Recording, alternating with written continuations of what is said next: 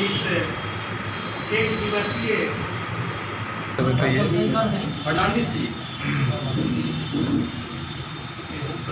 हाँ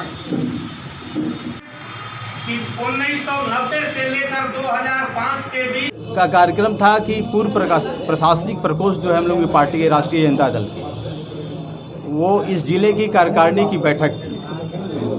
आज कार्यकारिणी का गठन किया गया। बहुत सारे लोग हमारे कार्यकारिणी के लोग सदस्य आए हुए हैं, जो इतने भी पदाधिकारी, बहुत से डिप्टी सेक्रेटरी, शाखा प्रबंधक और अन्य क्षेत्रों से जो रिटायर किए हैं लोग, वो सारे लोग अभी हमारे हम आए हैं। और फिर अगली बैठक में और विस्तारित बैठक होगी।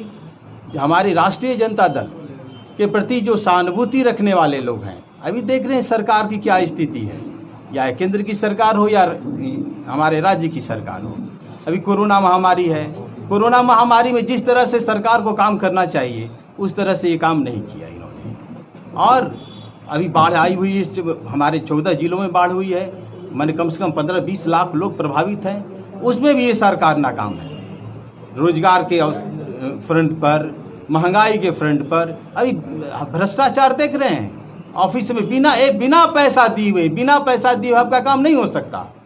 हम तो बताए, अभी हम लोगों को बताए कि हमारे प्रशासनिक प्रकोष्ठ के लोग जो बैठे हुए हैं पदाधिकारी, ये लोग भी काम किए हैं। उस जमाने को याद कीजिए कि देखिए आज की स्थिति क्या है।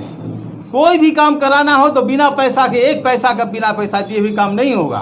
तो ये स्थिति हो गई है। तो इस स्थिति में ये सरकार को रहने लायक थोड़ो है। इस सरकार को बदलनी है। हम लोगों ने नारा दिया है कि 2020 हटाओ नीतीश। तो इस सरकार को हटाने में हमारे जितने भी आज के जो आए हुए हैं हमारे कार्यकारिणी के सदस्य, और जितने भी हमारे पार्टी के वरिष्ठ नेता आए हुए हैं, हमारे सुधाकर भाई आए हुए हैं, हमारे वरिष्ठ नेता हैं, और रामगढ़ विधानसभा के पूर्व प्रत्याशी रह चुके हैं, आगे भावी विधायक भी हैं हमारे। और आपको मालूम होना चाहिए कि आदरणीय जगता बाबू के योग्य पिता के योग्य सुपुत्र हैं ये। और इन्हीं की अगुवाई में अभी जो बाहर से जो प्रवासी आ रहे थे, कोरोना महामारी में कितने तो रास्ते में मर गए, कितने ट्रक के नीचे मर गए, कितने साइकिल से आ रहे थे। हमारी पार्टी ने इन्हीं के नेतृत्व में वहां व्यवस्था किया था। कर्मनाशा बॉर्डर पर प्रतिदिन 15-20-25 हजार लोग खा रहे थे, और है ना, प्रतिदिन। अब वो चला करीब हम समझते हैं 1.5-2 महीने चला वो। और सरकार चाहती थी, यहाँ प्रशासन के लोग चाहते थे कि उसको हटा दे। तो हमारी पार्टी का बयान आ रहे, तुम अपना ही बैनर टांग ना दो भाई, तुम जदयू का ही बैनर टांग दो, तुम भारतीय जनता पार्टी का ही बैनर टांग दो। लेकिन ये काम चलता रहा है। ये जो खाना खिलाने का जो सिलसिला है प्रवासियों का, ये चलता रहे। तो ये सरकार तो एकदम निरंकुश हो गई है भाई। हम क्या बताएं सर, 15 साल हो गया, तो इनको अब जाना तय है, क्योंकि इनका उल्टी गिनती शुरू हो गया है। हम लोग तो देख रहे हैं ना, हम लोग देख रहे हैं, गांव गिराव में जा रहे हैं, बूथ कमेटी बनाने जब जाते हैं, और काम से जब जाते हैं क्षेत्र में, तो सारे आवाज आती है लोगों की कि नहीं, अब की बार नीतीश सरकार नहीं रहेगा, इसको पलटना है। राष्ट्रीय जनता दल की जो यह बैठक आज हो रही है, वह बिहार में नीतीश कुमार जी के राज में जो प्रशासनिक जो अराजकता है, उस प्रशासनिक अराजकता को के पोल खोलने हेतु यह पूर्व पदाधिकारियों की बैठक है। किस तरीके से पूरे बिहार के भीतर प्रशासनिक अधिकारियों का भयादोहन और प्रताड़न किया जाता है, और जिस तरीके से इन लोगों से आरसीपी टैक्स की वसूली नीतीश कुमार की सरकार में है, संगठित लूट का, वो इससे बड़ा उदाहरण भारत के लोकतंत्र में किन्हीं राज्य में नहीं मिलेगा। पूरा बिहार का बच्चा भी सड़क पर बता सकता है कि नीतीश कुमार जी के ज़माने में एक आरसीपी टैक्स होता है जो पूर्व प्रशासनिक अधिकारियों को देना पड़ता है। दूसरी तरफ पूरी सरकार जो यहाँ भी पटना की है, चाहे देश की सरकार है, सारी प्रशासनिक नौकरियों को धीरे धीरे समाप्त कर कॉन्ट्रैक्ट के आधार पर नौकरियों को देने का काम इन लोगों ने जिस तरीके से कर रहा है, एक समय आएगा जब प्रशासनिक पदाधिकारी नाम का कोई चीज़ नहीं होगा, कॉन्ट्रैक्ट पर। यहाँ तक कि आप देख रहे हैं कि भारत सरकार में सचिव के रैंक में, जॉइंट सेक्रेटरी के रैंक में प्राइवेट सेक्टर से आके लोग भरे जा रहे हैं।